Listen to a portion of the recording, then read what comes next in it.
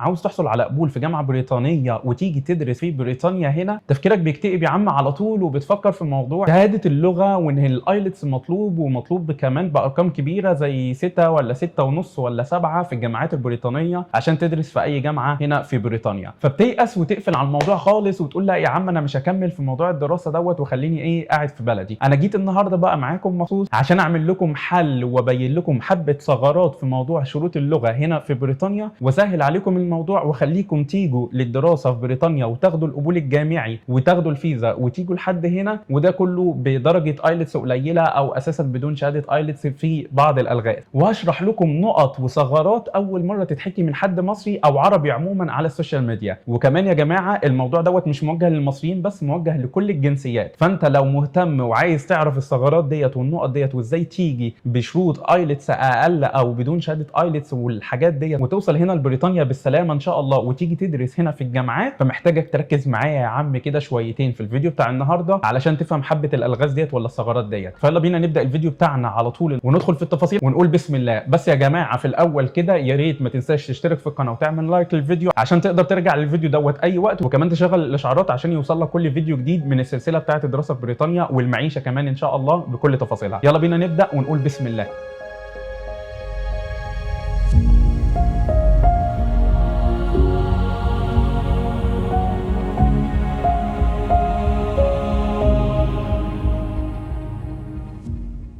في الفيديو الجديد بتاع النهارده في السلسله بتاعه الدراسه في بريطانيا اللي انا بداتها من كام فيديو فاتوا وشرحت من اول النظام والشروط والاوراق وكده، اخر فيديو يا جماعه شرحت معاكم فيه ازاي اساسا تقدم على الجامعات، وفتحت معاكم الابلكيشن وقدمت كمان لنفسي معاكم عشان اوريكم تكتبوا ايه اساسا في الخانات ديت والحاجات ديت. المهم وصلنا لاخر نقطه، اللي وصلنا لاخر نقطه ان احنا خلاص بعتنا الابلكيشن بتاعنا وعملنا كل ده بنفسينا وبدون شركات وعلمتكم الاوراق وكل حاجه. والنهارده بقى يا ادم تقول لي خلاص يا عم انا بعت وانت كنت عمال تقول لي اقدم بدون شهاده، وفعلا عرفت اقدم بدون شهاده ايلتس ولا تويفل زي ما انت قلت. ودلوقتي يا عم الجامعه بعتت لي قبول واسمه قبول مشروط، والقبول المشروط دوت يا عم ادم كاتبين لي فيه ان انا عايز شهاده ايلتس وشهاده تويفل ولا اي اثبات لغه وحاجه من الحاجات ديت، وانا مش معايا الشهاده ديت ولا حتى مستوايا في اللغه الانجليزيه يوصل مثلا للدرجه ديت المطلوبه. ما تقلقش يا عم انا هقول لك على كام نقطه ان شاء الله اي نقطه فيهم هتنفعك وهتسهل لك جدا الموضوع. خلينا اقول اول نقطه ان في جامعات كتيره جدا في بريطانيا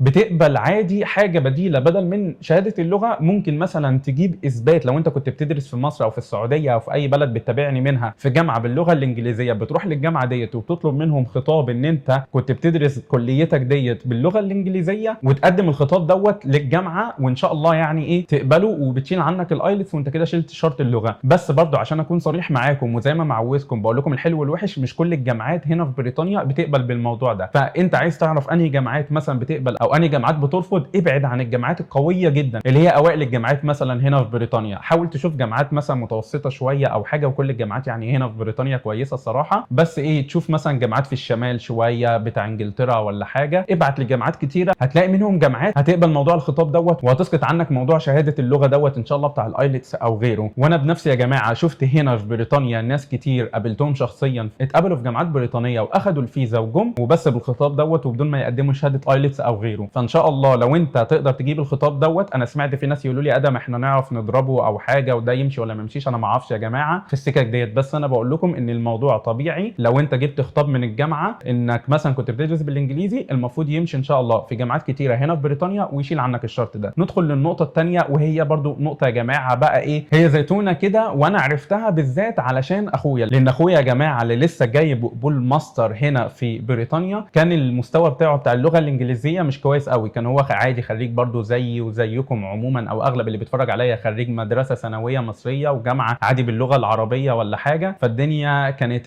مش اللي هو معاه مثلا انجليزي قوي او كده. هو اجتهد شويه وجاب مثلا ايلتس 5 وبعدها اخر حاجه جابها ايلتس 5.5 وقال لي ادم بص انا مش عارف اجيب اعلى من كده. فبعد بحث كتير كده شويتين اكتشفنا حاجه هنا يا جماعه اسمها بري سيشنال. ركز معايا عشان دوت مش موجود على اليوتيوب ولا السوشيال ميديا ولا حد تقريبا هيقوله لك. البري سيشنال دوت يا جماعه هو زي كورس تمهيدي او ايه، زي مثلا نقوله في مصر إيه، حاجه تقويه، دروس تقويه مثلا في الانجليزي. فاخويا مثلا لما بعتوا له القبول المشروط كانوا طالبين منه ايلتس 6، وهو قال لي يا ادم انا مش هعرف اجيب، وحاولت مرتين ولا 3 في الايلتس ومش هعرف اجيب اكتر من كده، وده مستواي يا عم وده اخري. جينا نشوف موضوع البري سيشنال دوت يا جماعه، لقيناه متاح في اغلب الجامعات، مش كل الجامعات مثلا بتديه، او في كمان بعض الجامعات بتديه اونلاين، فانت لازم تدور عليه اوفلاين. المهم ان انت مثلا الجامعات ديت انت بتقدم عليها على موضوع البري سيشنال بعد ما تاخد القبول اللي هو الاساسي دوت، وانت مثلا قبولك ناقص نص مثلا اللي هو مثلا 0.5 زي مثلا اخويا، وعايز حل سريع يا عم يمشي لك الدنيا وتيجي هنا وتدرس مثلا اللي هو الايه اللي هي التقويه اللي هي البري سيشنال ديت مثلا. فانت بتقدم على البري سيشنال، انت لو ناقصك نص، النص دوت بيساوي تقريبا حوالي 6 اسابيع كورس البري سيشنال اللي هو مدته 6 اسابيع هنا في الجامعات البريطانيه. لو انت مثلا جايب 5 ومطلوب منك 6، او انت جايب 5 ونص ومطلوب منك 6 ونص، يعني في فرق واحد، انت بيطلب منك كورس بري سيشنال بس مدته اطول، واللي هي بتكون حوالي 12 اسبوع. يعني انت كل ما مجموعك في الايلتس يكون اقل، كل ما تحتاج عدد اسابيع اكتر عشان مجموعك بعد ما تخلص الكورس بتاع البري سيشنال دوت يساوي المجموع المطلوب من الكورس بتاعك سواء ماستر او بكالوريوس يعني. والمفاجاه الجميله كمان انك مثلا دلوقتي اتقبلت في الكورس دوت واخدت البري سيشنال، انت بعد ما تخلص البري سيشنال انت بتمتحن امتحان تبع الكورس، واغلب الناس بينجحوا في الامتحان بتاع الكورس بتاع البري سيشنال دوت في الاخر. ومع يا جماعه نجاحك في الاختبار دوت انت مش بيطلب منك ايلتس تاني، يعني انت مش بتحتاج تدخل محاوله تاني عشان تجيب المجموع وتقول لهم بصوا انا مستواي بقى اقوى، لا، الشهاده اللي هي بتاعت نجاحك في الكورس بتاع البري سيشنال دوت كافيه مع شهادتك بتاعت الايلتس الاساسيه انك تبدا جامعه على طول. وبس يا عم، وانت ما بتحتاجش يعني اساسا تدخل اي محاولات تانيه في الايلتس، ولا تدفع فلوس ولا ضغط امتحان تاني ولا حاجه. فالموضوع جميل جدا يا جماعه، بس هو غالي شويه صراحه، يعني انت بتدفع مثلا فلوس في حدود 2000 باوند ولا 1900 اقل اكتر على حسب مده الكورس بتاعك بتاع البري سيشنال دوت، او على حسب الجامعه اللي انت هتدرس فيها الكورس بتاع البري سيشنال. بس الموضوع صراحه فيه ميزات كتيره جدا، والاجمل كمان في الموضوع ان انا من اول ما بدات المحتوى بتاع الدراسه في بريطانيا وانا الناس كتير بيبعتوا لي يقولوا لي ادم احنا مستوانا وحش، اللي هو احنا مش قادرين نخليه مثلا B2 ولا C1 ولا كده. فالاجمل برضو ان انا لقيت ان في بعض الجامعات ومنهم جامعتي او الجامعه اللي اتقبل فيها اخويا او جامعات كتيره بيبداوا كمان بري سيشنال لمده اطول، مش مثلا 6 اسابيع ولا 12 اسبوع، لا، في كورسات مثلا حاجه و20 اسبوع او 30 اسبوع، مش فاكر الارقام بالظبط، بس لقيت كمان منهم بيقبل بايلتس مثلا 5 و4 ونص، وفي كمان بعضهم بيبدا من 4 تقريبا يعني، و4 و4 ونص اللي هو ده مستوى ضعيف يعني جدا يعتبر، او مستوى اللي هو اغلبكم يقدر يعني يجيبه اظن بسهوله، ولو اشتغلت اساسا على نفسك شويه وحضرت ممكن تجيب كمان في حدود 5 ولا كده. بس رايي ما تكسل عشان الموضوع دوت غالي شويه وغالي على بعض الناس، فانت حاول تجيب مثلا مجموع كويس اللي تقدر عليه في الايلتس مثلا. كل ما يكون مجموعك اعلى كل ما يكون عدد الكورس بتاع البري سيشنال اقل، فبالتالي التكلفه هتكون عليك ارخص. ده حاجه. بالنسبه لحاجه ثانيه بقى يا جماعه، وهو مثلا بتوع البكالوريوس اللي هم اغلبهم بيجوا بشهاده دوليه وبيدخلوا على فاونديشن يير اللي هي السنه التحضيريه، فعايز اقول لكم اساسا الانترناشونال فاونديشن يير ديت اساسا في اغلب الجامعات بتطلب من ايلتس قليل، لان هو اساسا بيعلمك ايلتس جنب التحضيري للكورس بتاعك. فانت اساسا هتلاقي اغلب الجامعات في الانترناشونال فاونديشن يير ديت هتلاقيها بتقبل مثلا من 5 5 ونص او اقل كمان ولا حاجه، فتلاقي الموضوع يعني يعتبر في ايديك. فانت كده يا معلم موضوع الايلتس وموضوع شهاده اللغه والارقام الكبيره اللي انت بتسمعها علشان تدخل جامعه بريطانيه او تتقبل او تاخد الفيزا وتيجي، فانا سهلتها عليك كتير اهو، ويعتبر ان شاء الله الموضوع هيكون سهل بالنسبه لك. هتقول لي ازاي يا ادم بقدم على البري سيشنال دوت؟ بتكلم الجامعه نفسها وهم مثلا يبعتوا لك ايميل تاني، او هم يقولوا لك احنا هنقدم لك عليه، والقبول فيه بيكون سهل جدا يعني مفيش اي مشكله، بس ايه بيطلبوا منك انك تدفع تامين للكورس التاني ده. فانت كده بتاخد يعتبر قبولين، قبول اللي هو في الكورس بتاع البري سيشنال، والقبول الاساسي اللي هو بتاع الماستر او البكالوريوس او السنه الفاونديشن بتاعك بتاع البكالوريوس. فانت كده يعتبر الدنيا تمام. وانت يا عم ادم انا دلوقتي خلاص حققت الشروط، وانت كده طمنتني وخلاص يا عم، موضوع اللغه ما بقتش قلقان منه والدنيا تمام، واعرف اجيب 4 ولا 5 والارقام ديت يعني ان شاء الله بسهوله، واللي هو اغلبكم يعرف يجيبها، وفي ناس كمان احسن مني كمان بيعرفوا يجيبوا ارقام اعلى. المهم يا عم ادم دلوقتي خلاص، وبس برضو لسه في حاجه شاغله دماغنا شويه، هو خلاص احنا حققنا الشروط اللي هي الجامعه بعتتها لنا، والجامعه هتبعت لنا دلوقتي القبول النهائي، لان احنا خلاص حققنا الشروط. فهيكون القبول النهائي دوت اللي هو اسمه unconditional offer، ده قبول بدون شروط. انت بالقبول دوت بتقدر بقى تدفع التامين وبتقدم على حاجه اسمها كاس. خطاب الكاس دوت اللي هو بنسميه في مصر اثبات القيد يعتبر، واللي هو انك يعني ايه خلاص انك قدمت اوراقك في الجامعه، وان خلاص ماشي فعلا بجديه مع الجامعه، مش مجرد قبول وبتشوف وتقارن القبولات وحاجات من ديت. وعموما موضوع الكاس دوت يعتبر حاجه لو اخدتها يعني ان شاء الله بيكون الفيزا بتاعتك شبه مضمونه او شبه اساسا 100%. فالخطاب دوت يا ده ما هو مهم قوي كده. مهم جدا، وبتقدم فيه الاوراق يعتبر المهمه بتاعتك برضو، الشهاده والحاجات ديت، وبرضو بتقدم فيه موضوع الحساب البنكي.